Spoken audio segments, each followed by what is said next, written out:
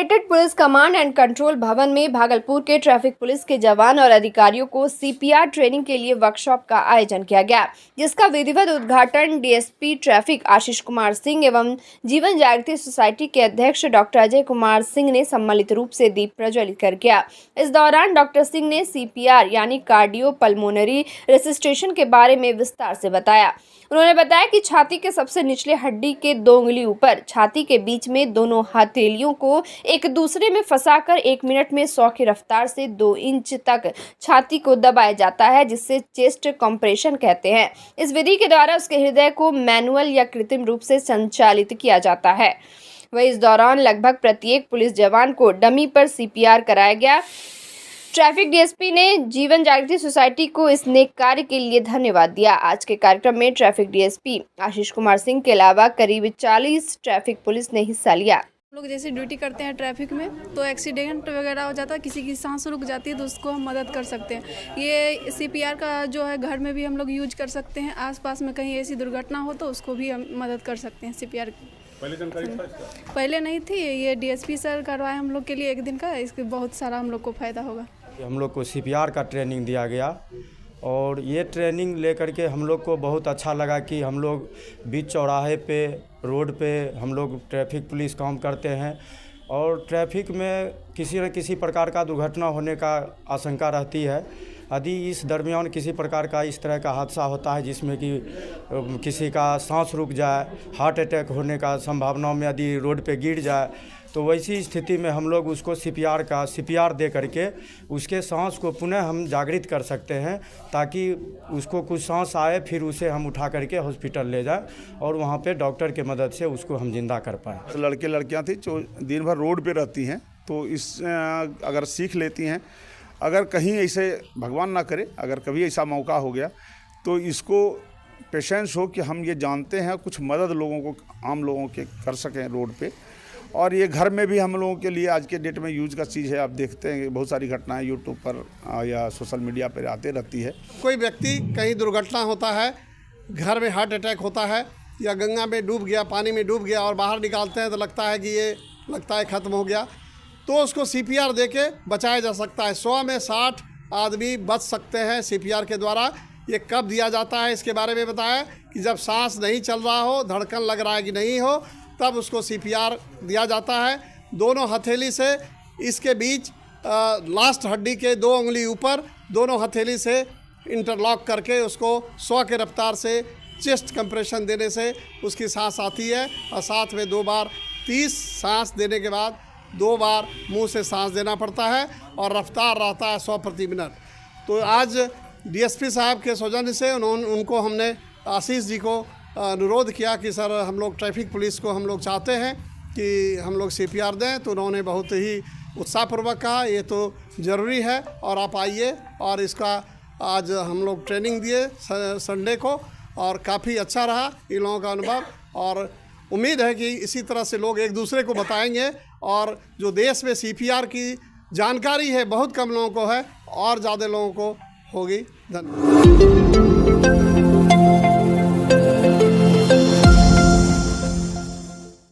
भागलपुर ललमटिया थाना के पुलिस पदाधिकारी का पाला एक मानसिक रूप से विक्षिप्त युवती से पड़ गया।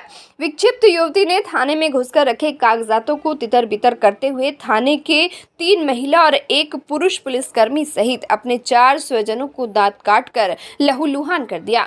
लगभग आधे घंटे तक थाना परिसर और सड़कों पर हाई वोल्टेज ड्रामा होता रहा। फिर किसी तरह युवती को काबू कर उसके स्वजन घर ले गए, तब जाकर पुलिसकर्मियों ने राहत की सांस ली। ललमटिया थाने के प्रभारी थाना अध्यक्ष राहुल कुमार ने बताया कि थाना क्षेत्र के फाड़ी गली के रहने वाले मानसिक रूप से विक्षिप्त युवती की छोटी बहन मीनू कुमारी ने थाने में मारपीट की शिकायत की थी। उसी आवेदन की जांच के लिए महिला पुलिस पदाधिकारी उसके घर पर गई थी।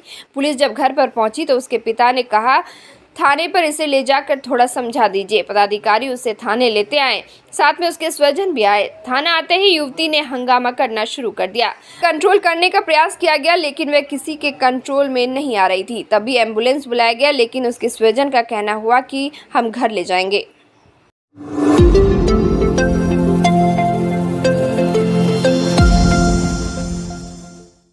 अपनी राजनीतिक भूमि तलाशने में जुटी विश्वकर्मा समाज के लोग इन दिनों पूरे बिहार में घूम घूम कर समाज को एकजुट करने में जुटे हैं। इसी कड़ी में भारतीय विश्वकर्मा महासंघ के बैनर तले भागलपुर के स्थानीय देवी बाबू धर्मशाला में प्रांतीय सम्मेलन का आयोजन किया गया, जिसमें विश्वकर्मा समाज में अलग जगाने महासंघ के राष्ट्रीय अध्यक्ष मुकुल आनंद अपनी पूरी टीम के साथ पहुंचे।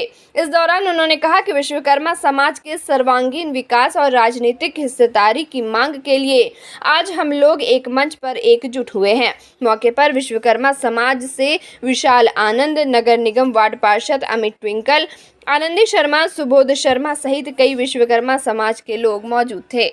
सम्मेलन के माध्यम से मैं महिलाओं को बताना चाहती हूँ कि अब उनकी भी बारी है कि अब वो जनसंख्या के आधार पर हमें राजनीतिक हिस्सेदारी चाहिए। तो उनकी सहयोग के बिना हम हिस्सेदारी की मांग जोर शोर से नहीं कर सकते। जितनी आधी आबादी महिलाओं की है और उनको घर से निकाल के अपने हक और अधिकार की लड़ाई के बारे में समझाना हमारा मुख्य काम है। पर लंबे अरसे से बहुत ही अत्याचार हो रहा है। हर महीने में देखा जा रहा है कि विश्वकर्मा समाज के लोगों को जमीनें हड़प ली जा रही है, उनके दुकान लूट लिया जा रहा है, बलात्कार किया जा रहा है और सुनने वाला देखने वाला कोई नहीं है। इसलिए विश्वकर्मा समाज के विश्वकर्मा के पांचों पुत्र बढ़ई, लोहार, सोनार, कसेरा, ठठेरा और कुम्हार मिलके ये तय किया है कि जब तक हम हर समस्या का समाधान राजनीति है, जब तक हमारे लोग संसद भवन नहीं जाएंगे, विधानसभा में नहीं जाएंगे, वार्ड परिषद नहीं बनेंगे, जिला परिषद नहीं बनेंगे, इसलिए पूरे विश्वकर्मा समाज को संगठित करके, क्योंकि हमारी आबादी 9% होने के बावजूद भी हम समाज के अंतिम पायदान पे है और मेरे बारे में सोचने वाला कोई नहीं है। इसलिए विश्वकर्मा समाज के युवाओं को, महिलाओं को आगे बढ़ा के और उन सब लोगों को संगठित करके हम लोग हक और अधिकार लेने के लिए पूरे बिहार में जन जागरण अभियान चला रहे हैं। और जिस कहा गया है कि जिसकी जितनी हिस्सेदारी उसकी सत्ता में उतनी भागीदारी, तो हमारी आबादी 9% है, तो 9% के हिसाब से जो भी पॉलिटिकल पार्टी हम लोगों को पार्लियामेंट, विधानसभा का टिकट हम लोग देगी, हम लोग उसके साथ जाएंगे, वरना हम लोग हर उस पॉलिटिकल पार्टी का विरोध करेंगे जो हम लोगों को इग्नोर करेगी।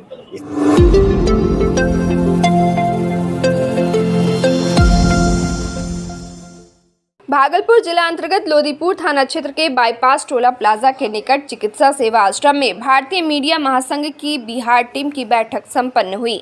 बताते चले कि यह संगठन विगत कई वर्षों से पत्रकार साथियों के हक एवं हुकूक के लिए लड़ाई लड़ती रही है।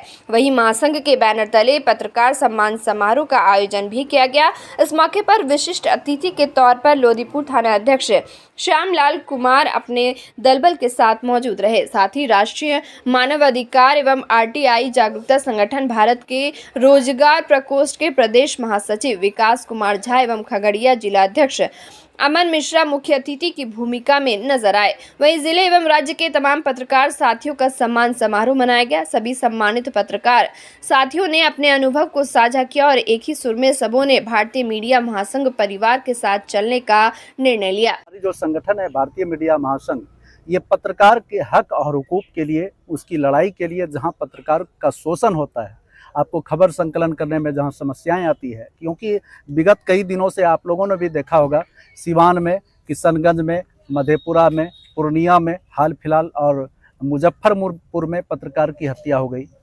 तो इसको पत्रकार की हत्या क्यों होती है?